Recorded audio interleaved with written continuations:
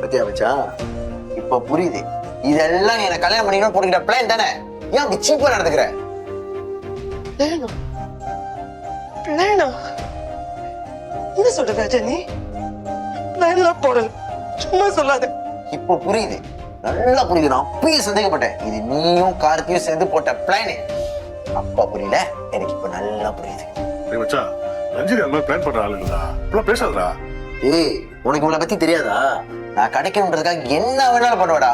அந்த ஹாஸ்பிட்டல் என்ன ட்ராமா போட்டா தெரியும் தானே? இப்ப 5 லட்சம் வெளியில வந்து என்ன மாட்டி விட்டல. புரிஞ்சிக்கவே மாட்டேல, கடைசி வரைக்கும் புரிஞ்சிக்க மாட்டேன் ராஜா நீ.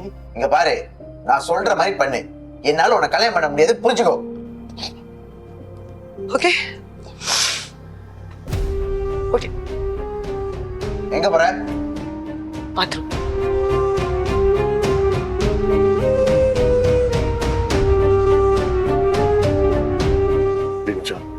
அவன்டா அவன்லாம் பிளான் பண்றாள் இல்ல மச்சான், மட்டும் பார்த்து பேசுடா. இல்ல மச்சான், உனக்கு தெரியாது.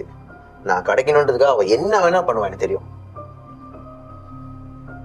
மச்சான், வேணாது